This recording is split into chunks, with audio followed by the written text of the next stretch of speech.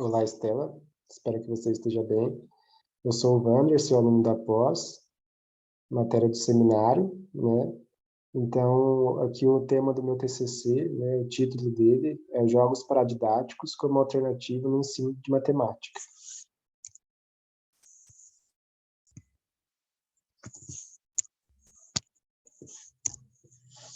Bom, o que nos motivou foi a dificuldade por parte dos professores em prender a atenção dos alunos, né, principalmente aqueles da educação básica.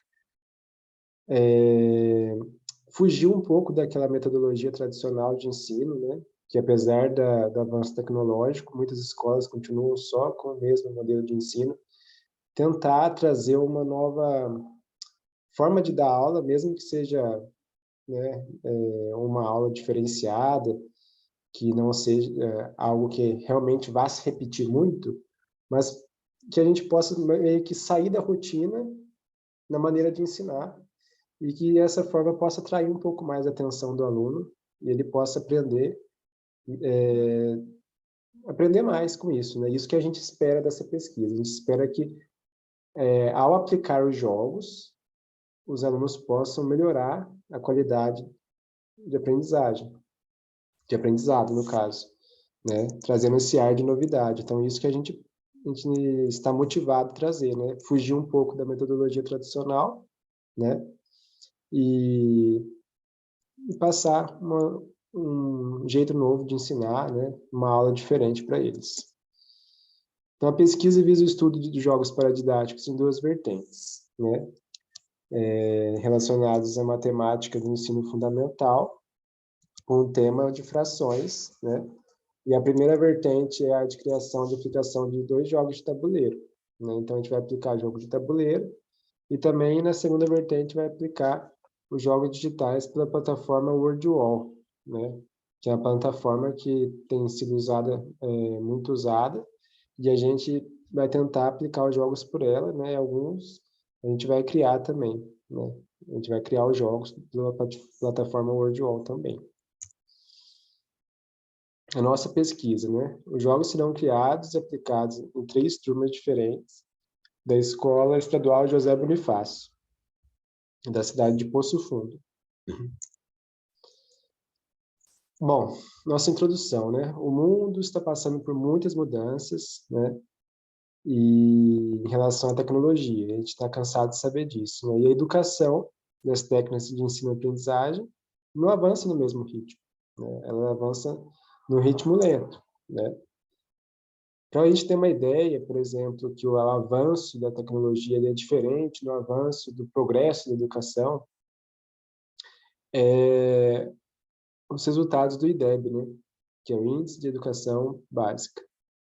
Então, o IDEB, de 2013 a 2019, não atingiu a meta, né? Sendo que em 2007, 2009 e 2011, sim atingiu, né? Principalmente quando se trata da rede pública em geral. Mas, em relação ao 2013 e 2019, nem a rede pública, nem a privada, nem a estadual atingiram a meta, né? Então, né? E agora, tanto no ensino fundamental quanto no médio, agora com essa pandemia nem se fala, né? Então, a gente, demonstrando isso, a gente ressalta a importância da busca por alternativas que colaborem no desenvolvimento do ensino, principalmente numa era em que o educador se encontra numa competição a todo instante com diversas ferramentas tecnológicas, né? Então, a escola deve ter tecnologias relacionadas ao ensino e dar abertura devida para essa cultura de aprendizagem mais tecnológica, ou seja, tudo hoje em dia é tecnológico. Então, a escola também tem que dar essa abertura, né?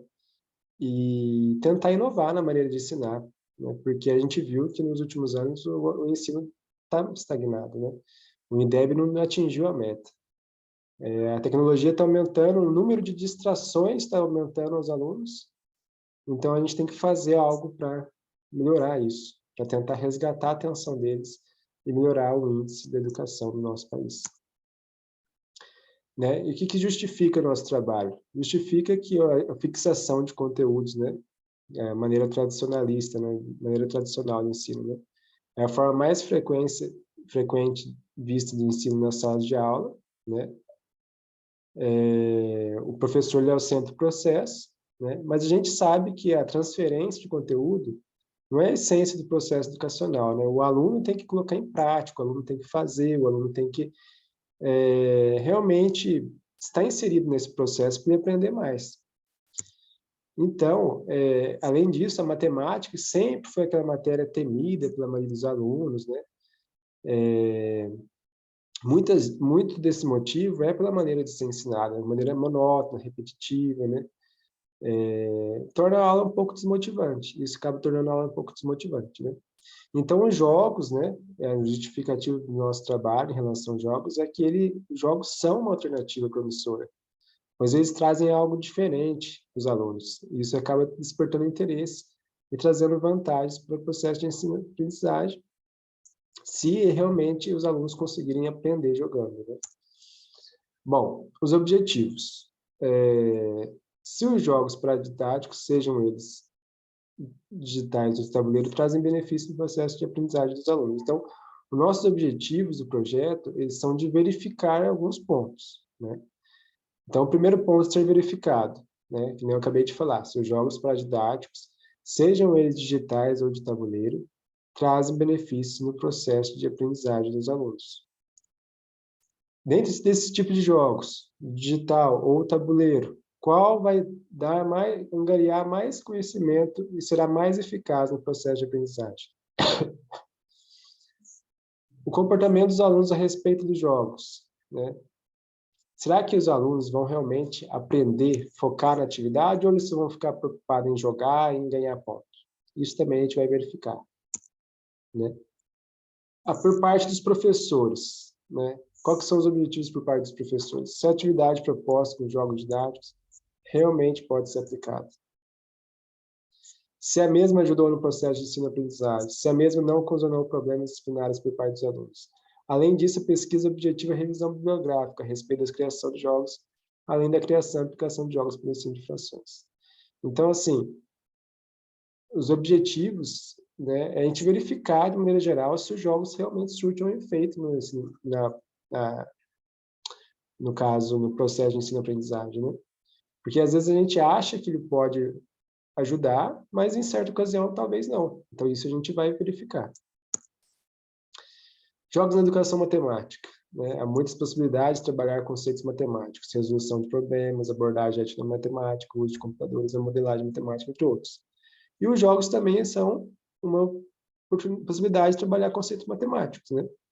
Eles trazem uma abordagem diferente para os alunos, experiência de socialização, cooperação, troca de informações. Os alunos desenvolvem a capacidade de elaborar, aplicar, desenvolver novas estratégias para resolver desafios que irão aparecer no decorrer dos jogos, independente do tipo, né? Então, o professor ele pode criar jogos, né, para ensinar ou para fixar os conteúdos. No caso, introdução ao novo conteúdo. O professor tem que criar toda uma estrutura do jogo, elaborar o jogo, né? Pode ser uma tarefa desafiadora, isso pode, mas ele tem que fazer um jogo que conduza o aluno aos conceitos trabalhados, não é simplesmente fazer o jogo, né? Então, realmente, essa parte da criação do jogo, o professor pode fazer parte, ele pode criar o jogo, mas é interessante notar que quando não há um jogo pronto, ou seja, quando o professor precisa criar, e quando exige material, né? A criança, o adolescente, o aluno, ele também pode ajudar no processo de montagem do jogo. Então, isso pode até também induzir e estimular a criatividade dos alunos, né? Eles podem até improvisar o material, podem fazer várias outras coisas e ajudar o professor na criação do jogo, no processo de criação. Então, isso também é interessante, né? Fundamentação teórica, né? Bom, não existe um jogo, né, pronto, né, que seja capaz de garantir o sucesso em qualquer sala de aula, com qualquer conteúdo, já que todo jogo precisaria de uma adaptação às necessidades e realidades dos alunos, né? Adaptação às necessidades e realidades dos alunos, como idade e nível de conhecimento, além da mediação do professor. Porém, vale ressaltar que todos os benefícios e potencialidades dessa ferramenta só são possíveis caso o educador compreenda sua função e aplicabilidade. Ou seja, os jogos, eles podem realmente surtir um efeito no processo de ensino-aprendizagem se o educador compreenda a função e aplicabilidade e consiga trabalhar bem isso com os alunos. Porque senão, a gente supõe, né, e que faz todo sentido essa suposição, que o aluno ele vai mais para o lúdico, mais para a parte da diversão, e esquece um pouco do aprendizado. Então, o professor, o educador tem que estar muito atento quanto a isso, né? Então, em relação aos objetivos didáticos, segundo as autoras Fleming e Mello, elas identificam 3 grandes grupos de objetivos em relação aos jogos, relativos ao aprimoramento de atitude dos alunos, relativos à introdução e fixação de conteúdos, relativos à motivação e ao desenvolvimento de hábitos de brincar, né? Então, está relacionado à atitude, né? Relacionado à fixação do conteúdo, relacionado à parte do desenvolvimento mesmo, né? A parte da diversão, né? Isso é muito importante, tanto para a parte de cognitiva, a parte social. Então, é um conjunto de fatores que envolve o jogo, além do conhecimento que pode ser, né, ser introduzido, né, durante a atividade. Concepção de pesquisa, né? Então, a aplicação prática de um conjunto de procedimentos objetivos constitui-se em etapas ordenadamente dispostas de maneira lógica e racional. Fases propostas para a elaboração de um protocolo de pesquisa e seus respectivos procedimentos. Então, a gente fez uma tabela, né, das fases, né?